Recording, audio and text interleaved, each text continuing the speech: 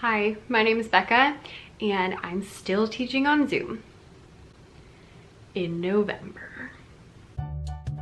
So my school shut down all the way back in March. We went on spring break and we just never went back. And I did not know then that I would still be teaching on Zoom in November. So I made a video like this that had lots of different Zoom activities way back in the spring, and I now have learned a lot more because I have been doing this a lot longer, and so I wanted to share a few more activities with you. If you enjoy this video, please make sure you hit the like and the subscribe button. Like helps other people like you to find this, and subscribe, make sure that you never miss a video. I have more content about Zoom learning and teaching 6 feet away and all the super fun things that this year is bringing, so you want to make sure you hit that subscribe button. Now before I get started, I do want to tell you one more thing. I promise I'll be brief, and that is that I have a printable freebie that has a whole bunch of Zoom lessons that are not necessarily the same ones that are on here. Some of them overlap, but they are different. It's like 4 pages, I think. So click the link down below to get access to that. And with that, let's hop right on in. Number one activity that you can do on Zoom is folk dancing. So folk dancing is always a staple in elementary music, but this year I have found a new love for it because I didn't realize how much my kids needed to move and just how much fun it could be when you're by yourself in your room. So we have been doing some folk dancing, especially the song Los Machetes, if you are interested, which is a Hispanic folk song. It is so much fun, and I will link a video where I talk about that more in depth down below so that you can check that out if you're interested in that particular one. But pretty much any folk song really works. The only thing is that obviously you aren't with someone else, so instead of like grabbing your partner, you're just doing everything solo. So a lot of times, like, it would normally be walking in a circle, we still walk in a circle. If you're supposed to be clapping, we still clap. If we walk forward, we still walk forward. This week we are doing circle to the left in 3rd grade, and we are just doing everything that we normally would be doing. If you don't know that one, it's really easy. It just goes circle to the left, old brass wagon, circle to the left, old brass wagon, circle to the left, old brass wagon, you're the one, my darling.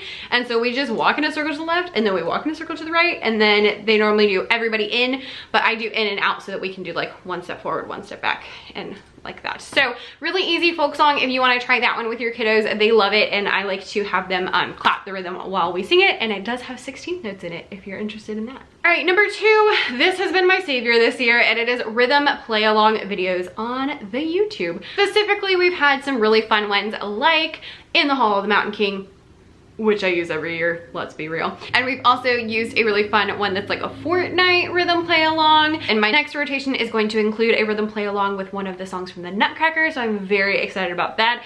I will link the Fortnite one and also Pequeño Mozart down below because they have some of the best rhythm play alongs, and I love them. They also have boom whacker play-alongs, so when you get to go back to school and you can play things that can easily be wiped down, you can do boom whackers as well. All right, number 3 is anything where kids have to pick the steady beat or pick the movement. These songs are a staple in my class every year, let's be real, and this year I have been leaning on them even more. Fun one is Well You Walk. So that one's really simple. It just goes, well, you walk and you walk and you walk and you stop. You walk and you walk and you walk and you stop. You walk and you walk and you walk and you stop. You walk and you walk and you walk and you stop. So after you sing it, then you can change the actions, and then you could have the kids pick the actions, which just helps get them involved in a really simple way. They don't even have to unmute. If they're still having problems with muting and unmuting, you can just have them show you the action that they want to do, and that will work as well. Another fun one with slightly older kids, I use this more with like 3rd grade, is Did You Ever See a Lassie, which goes, did you ever see a lassie, a lassie, a lassie? Did you ever see a lassie go this way and that, go this way and that way and this way and that way? Did you ever see a lassie go this way and that?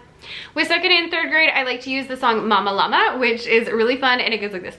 Mama llama kuma la pizza. Mama llama kuma la pizza. Oh no la pizza. Oh no la pizza. Annie Manny Dixa Penny Oompa Alumpa Many Okie Chokie Ada Wachi XYZ. Whoo! I cannot believe I got that right. I thought for sure I was gonna mess it up. So those are a couple really fun ones. I will link them down below so that you can go check them out. And yeah, let's keep on going. Let's change my battery. And my candle burned out. Oh, that's pretty big. Okay. Should be fun. Number 4 is really simple, and that is, how does this song make you feel?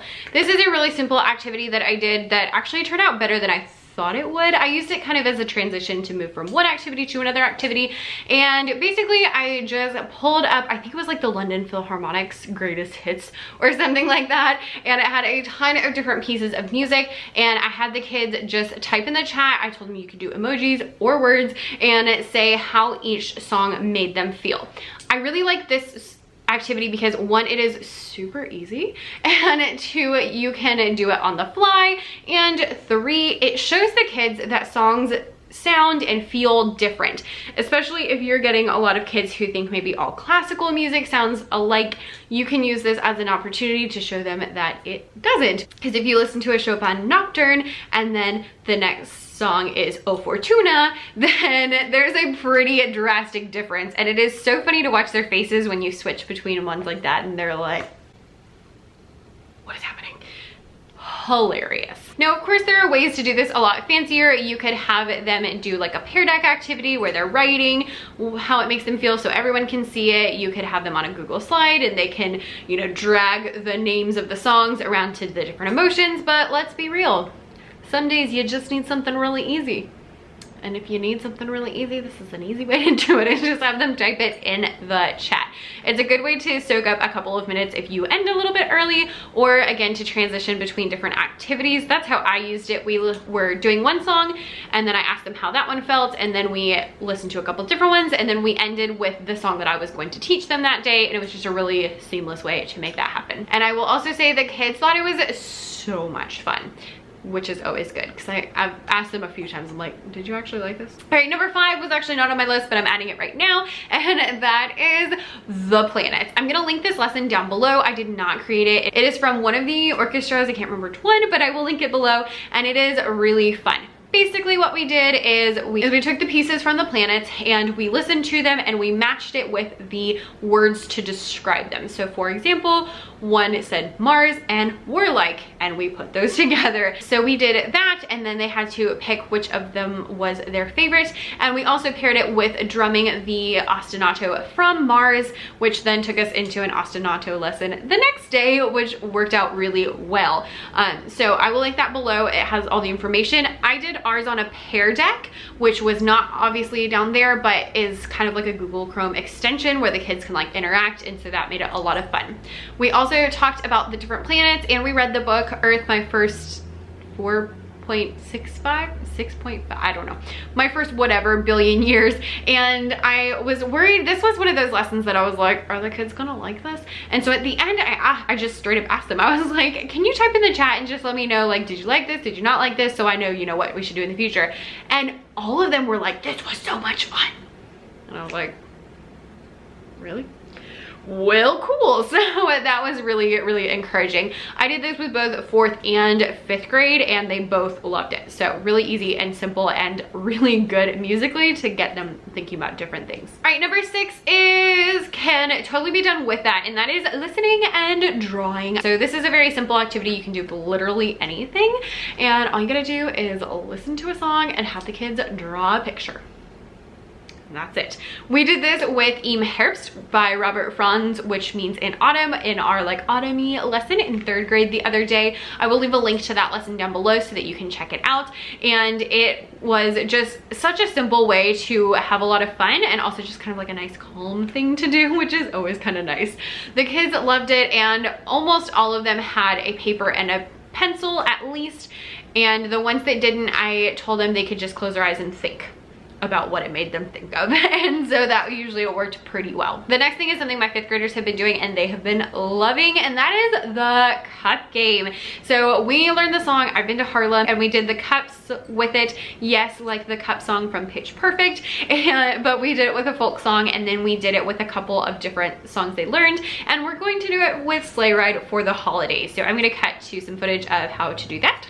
You're going to do clap, clap, pat, pat, pat, clap, up, down, clap. We're gonna turn our hand over to grab, pop, hit it on the floor, switch hands, tap, and down. So it goes clap, clap, pat, pat, pat, clap, up, down, clap, grab, pop, hit, switch, tap, down. All right, next up is Flipgrid videos. So Flipgrid is a free website that is super easy for kids to upload videos to. You create an activity and then you say like who's allowed to join, and then the kids just go and they upload videos. You can use this to listen to the kids sing. I used it to like see who had actually learned the cup song. We've used it to make up raps about things. We did a really easy and fun rapping activity where they rapped about their favorite food.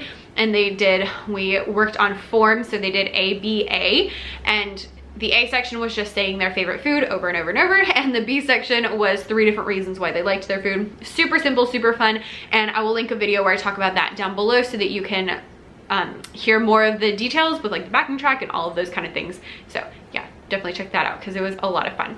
Also on Flipgrid, if you're, at least for the kids who are using our like school Chromebooks, have been able to be on Zoom and film on Flipgrid and play videos on YouTube for music at the same time. So that's a really good thing. I will say that I've had one out of my whole school, one kid who is on an iPad, and so she's had a hard time with it. So if you have a lot of iPad kids, then maybe like test it out before you actually do it to see if it'll work. The next activity is learning sign language. Because Zoom is so wonky with their feedback and their delays and all the different things, I have found that there's just not a good way to sing together. So we do a lot of singing back and forth, and then when we all want to sing together, I have to mute everyone, and it's very sad. One thing I have done to help me at least know that the kids are participating is doing sign language, and they think it's so much fun. So this week we learned the sign language for the Star Spangled Banner, and literally you can just like type it into YouTube and there's tons of videos that will help you out.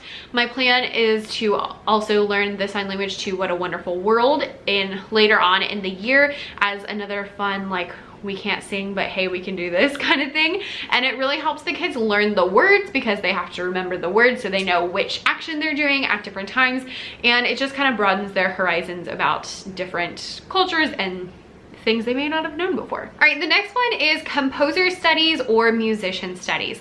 This is the perfect time to do all of those projects that you have been wanting to do forever and you've never actually done them. So right now is a great time to talk about different composers and watch videos about them and listen to their music and just really dive deep into different people, learn about different composers and musicians. You can also add an element of choice and have the kids pick a composer or a musician that they want to feature and talk about, and that will be fun too. They also get some really good research skills in as they are doing this, and they can create a slides presentation or a Flipgrid video or whatever you want for them to do in order to turn it in. And the last one we're going to do today is creating or playing ostinati. So we have been doing all the rhythms, and this is a really easy way to, basically do anything. You can have kids learn a recurring theme in a classical piece of music. You can have kids create an ostinato to go along with a song that you're learning. You can have them film it on Flipgrid. You can have them do all sorts of things if you are playing and then creating different ostinati. So that's a really fun and like open-ended kind of thing to do, just to kind of get you thinking. I hope this video was helpful. I wanted to make it as actionable as possible while also being things that you might not have thought of before. I will link the first video down below as well as that freebie that I told you about that you can get down below. So definitely check those two things out, as well as all of the links to all of the stuff that I mentioned. If I missed something, let me know in the comments. Don't forget to hit the like and subscribe button and hit the little bell so that you get the notifications so you'll actually know when there's a new video out where I can take some of the stress out of your lesson planning, because I can help do it for you. Thanks so much for watching and have a wonderful, wonderful week.